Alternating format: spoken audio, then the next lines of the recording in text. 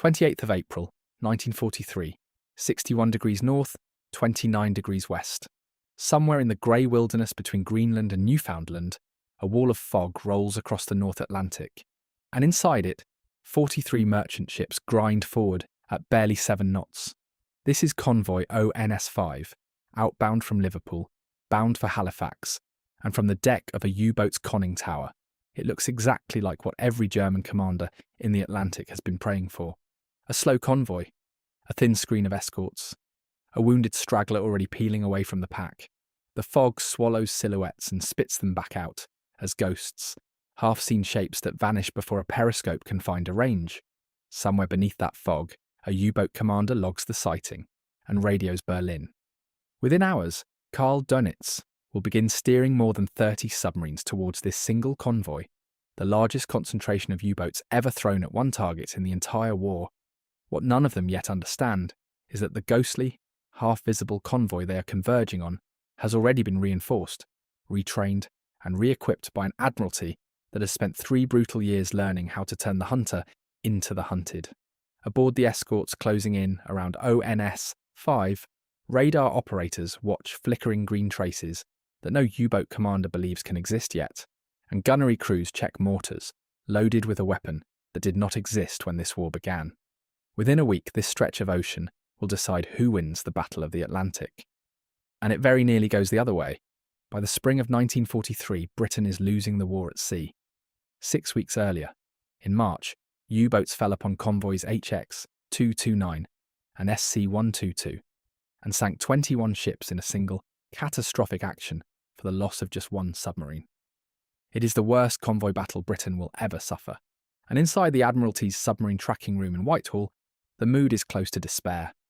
German cryptographers have just changed their naval Enigma settings, introducing a 4th rotor and a new short signal codebook that blinds British codebreakers to the shark cipher for weeks at a time, stripping away months of hard-won intelligence advantage at the worst possible moment.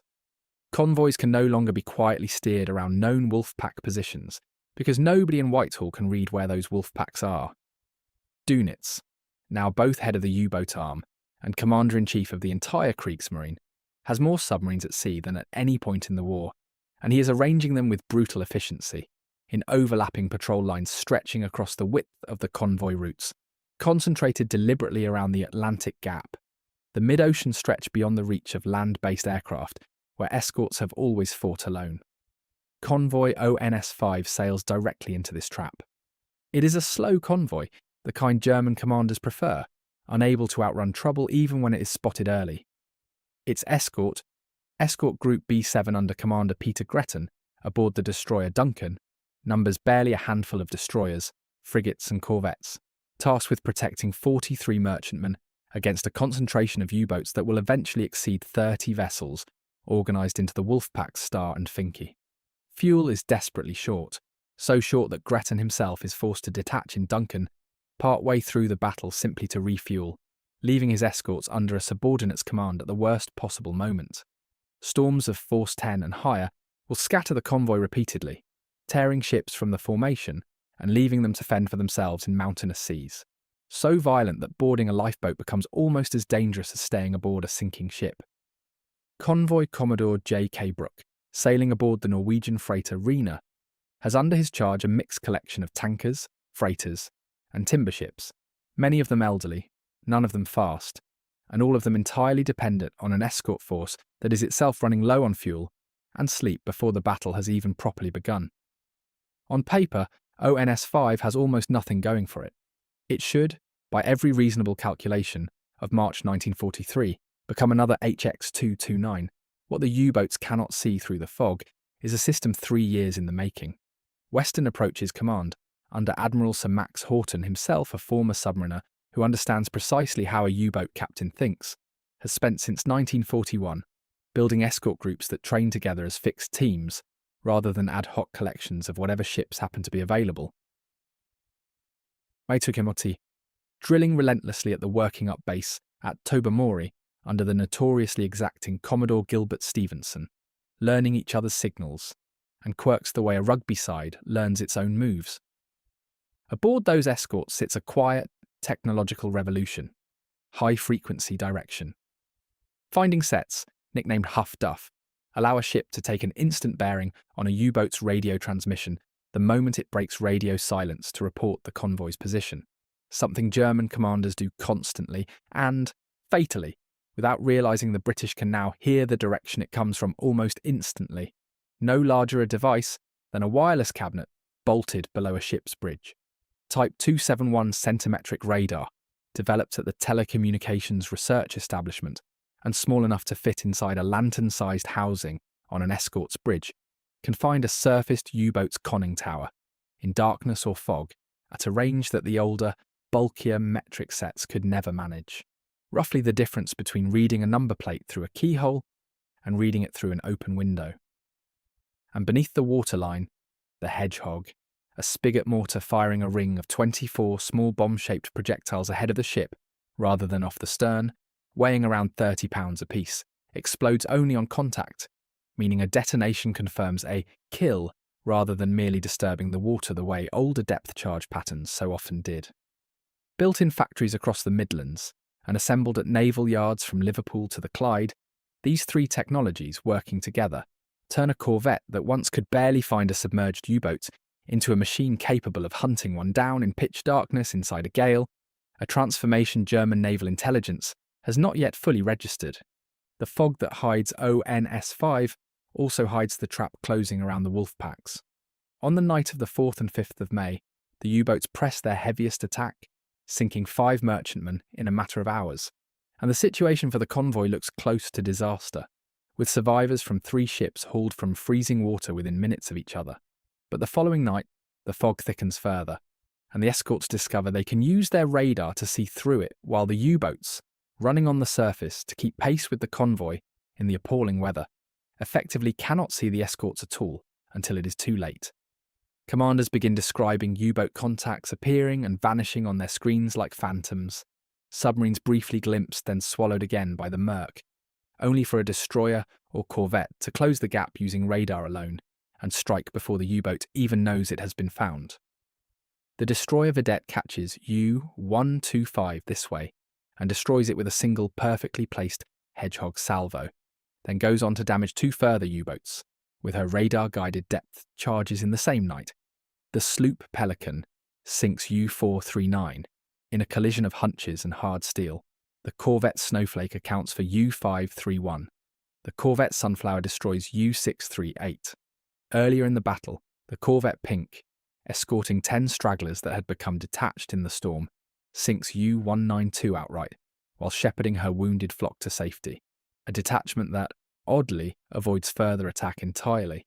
The third support group, a reinforcement of additional escorts rushed out from Newfoundland, once the scale of the attack becomes clear, joins the battle on the 2nd of May, though the weather is initially too violent for them even to refuel. Land-based Coastal Command aircraft and a Royal Canadian Air Force flying boat add further kills before the surface battle even begins in earnest. Survivors from the merchantmen Selvistan, Garinda, and Bonde, all struck within 2 minutes of one another on the 5th of May, are dragged from the water by the rescue trawler Northern Spray and the frigate Tay, both vessels so crowded with rescued men that their own crews are outnumbered several times over. It is, by any measure, a desperate few days for everyone involved, escort and merchant sailor alike, fought in ice, in darkness, and in seas so rough that some ships lose contact with the convoy entirely and are never certain, until the fighting ends, whether they are still being hunted. By the time the wolfpacks withdraw on the morning of the 6th of May, 7 U-boats lie on the seabed, and 7 more limp home too damaged to fight again, against 13 merchant ships lost.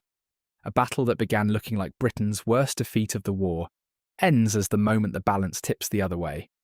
If you're finding this interesting, a quick subscribe helps more than you know, and there's plenty more of this story still to come.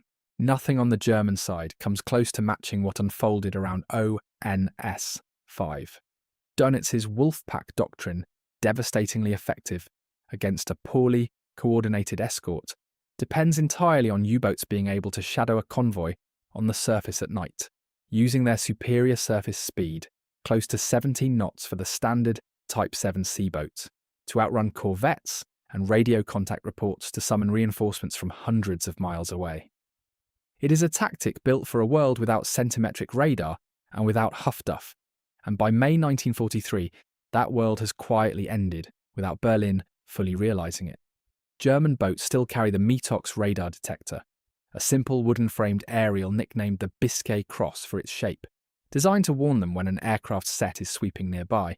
But Metox cannot detect the new centimetric wavelengths British ships and aircraft now use, so U-boat crews surface, believing themselves safe from detection at the exact moment they are most visible. The Americans, fighting the same battle in parallel and contributing escort carriers and long-range Liberator bombers to close the mid-Atlantic gap, bring their own innovation just days after ONS-5 concludes, the Mark 24. Acoustic homing torpedo, nicknamed Fido, which Allied aircraft begin dropping against submerged U-boats from the 12th of May onward with devastating effect.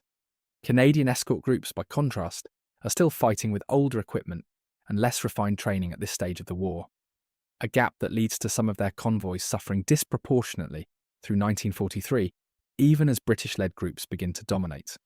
But it is the British escort doctrine, the trained integrated groups equipped with radar, Huff-Duff and Hedgehog working in concert, that breaks the wolfpack tactic at its foundation during that 1 week in the fog. No German countermeasure exists yet that can answer it. Dönitz will spend the rest of the war trying, and largely failing, to close the gap, eventually resorting to the schnorkel breathing tube simply to keep his boat submerged and hidden from the very radar that beat them at ONS-5. The consequences unfold with brutal speed. May 1943 becomes known to the Kriegsmarine as Black May, the single worst month of the entire U-boat campaign, with something in the region of 41 submarines lost across the Atlantic in 31 days, a rate of attrition no navy, however determined, can sustain. Barely 2 weeks after ONS-5, convoy SC-130 is attacked and loses no ships at all while sinking 5 more U-boats, among them the vessel carrying Dönitz's own son, Peter, who is killed in the sinking, a personal loss that lands within days of the strategic one. On the 24th of May, Dönitz makes the decision that historians still treat as the true turning point of the Battle of the Atlantic, withdrawing his U-boats from the North Atlantic convoy routes altogether, effectively conceding that the wolfpack tactic, as practiced for 3 years, no longer works against the new British escort methods. Britain's supply lines, the thin steel artery keeping the country fed, fueled and armed for the eventual invasion of Europe, survive intact at the exact moment they were closest to being severed. The lessons of ONS-5, the integrated escort group, the marriage of radar and Huff-Duff and Hedgehog, become the template for every convoy that follows for the remainder of the war, refined further as escort carriers, and longer-ranged aircraft finally closed the Atlantic gap entirely by the autumn of 1943.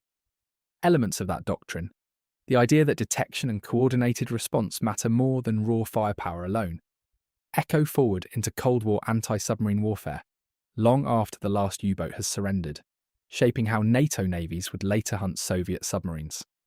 A handful of the ships that fought that week and examples of the weapons they carried survive today in British naval museums and aboard preserved vessels such as HMS Belfast on the Thames, quiet steel witnesses to a battle most people have never heard of, fought in fog, in freezing spray, far from any camera. The fog that rolled across the North Atlantic on the 28th of April, 1943, never lifted so much as changed sides. It began as Germany's greatest advantage, a curtain behind which more than 30 U-boats could converge unseen on a convoy that looked, from every angle a periscope could offer, like easy prey, slow, thinly guarded, and scattered by storm. It ended as Britain's, a curtain the escorts of Group B7 learned to see straight through, while the enemy groped blind on the surface, certain of their invisibility right up until the moment a Hedgehog salvo found them. Convoy ONS-5 was never sent out as a trap. No admiral in Whitehall drew up an order marked deception. No false convoy sailed to draw the wolves away from a real one, and no signal was ever issued inviting Dönitz to concentrate his boats against it.